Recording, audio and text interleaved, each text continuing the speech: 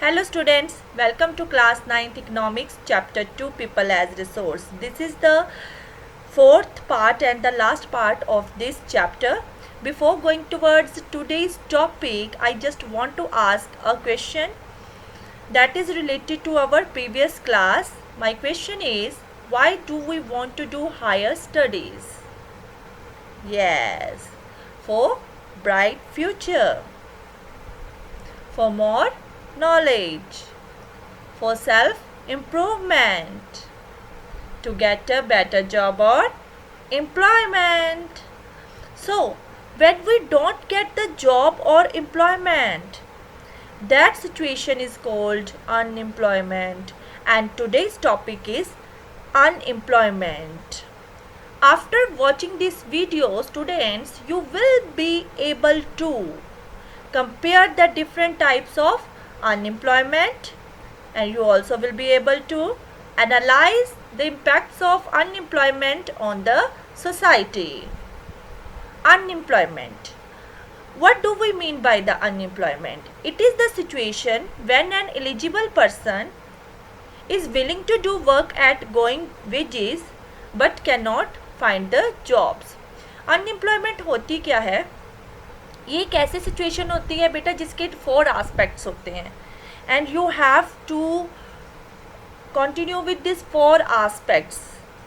So here unemployment is the situation when an eligible person, जो कि एक eligible, एक एजुकेटेड एंड स्किल्ड पर्सन है, वो काम तो करना चाहता है, he is willing to do work at the going wages, जो सैलरी उसे ऑफर हो रही है वो उस पर काम भी करने को रेडी है, बट फिर भी उसे जॉब नहीं मिल पा रही है.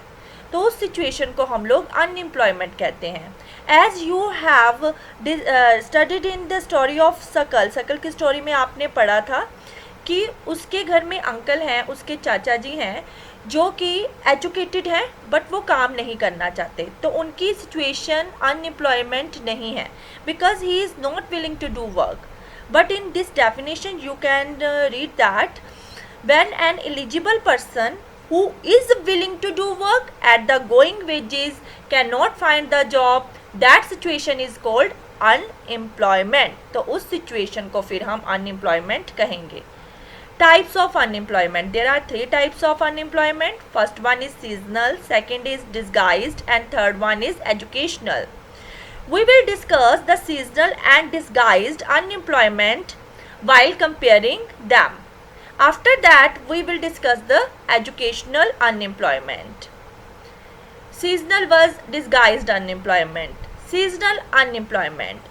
As from the name of seasonal unemployment, you can guess that it is the situation when people are not able to find job during some months of the year.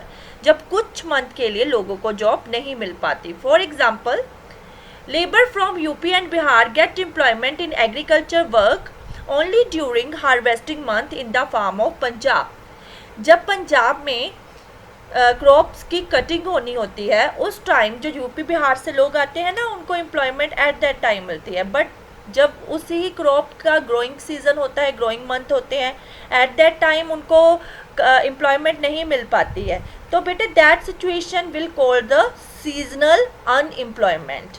While in disguised, it is a situation when more persons are employed than the required persons. जब किसी काम में जितने person required हैं, जितने person needed हैं, उससे ज़्यादा पर्सन लगे हों, तो उसको हम डिस्गाइज्ड अनएम्प्लॉयमेंट कहते हैं. For example, the member of the same family indulge in the same business. For example, in a general store और शॉपकीपिंग. किसी की कोई शॉप जब होती है तो ऑब्वियसली उस शॉप में जितनी भी प्रोडक्शन चल रही है, तो उस टाइम पे अगर उनकी फैमिली में कोई आइडल बंदा बैठा हुआ है, कोई फ्री बैठा है और वो उसने पढ़ भी लिया हुआ है, तो उस टाइम पे ऑब्वियसली फादर क्या करते हैं, अपने सन को जैसे अपने साथ काम में ले जाते हैं. जबकि उसके फादर भी उसमें काम कर रहे थे तो प्रोडक्शन उतना ही हो रहा था और रिक्वायरमेंट उस काम की सिर्फ एक पर्सन था. But when the son will go with him और his children will go with him, तो उस टाइम पे क्या होता है, सेम काम में more than required person लग जाते हैं, and it seems to be that all are employed. ऐसा लगता है जैसे कि सारे के सारे employed है, rather than उसमें क्या है कि requirement एक की ही है but मेंबर उसमें ज़्यादा लगे हुए हैं. So the third point is seasonal unemployment is visible. ये सभी को सामने नज़र आती है कि जो लेबर है वो किस टाइम के लिए अनएम्प्लॉयड है. Whether in disguised all the person seems to be employed, but actual में क्या है, जो मोर पर्सन लगे हुए हैं वो अनएम्प्लॉयड हैं. तो बेटे इस सिचुएशन को हम हिडन अनएम्प्लॉयमेंट कहते हैं. ये हमें सामने डायरेक्टली नहीं दिखती है, ऐसा लगता है कि लोग एम्प्लॉयड हैं बट वो एम्प्लॉयड नहीं होते हैं. सीजनल अनएम्प्लॉयमेंट में overall production will get affected. Obviously during the time of harvesting there will be the more production, while in the growing season there will be negligible production. Whether in the disguised unemployment production will remain the same.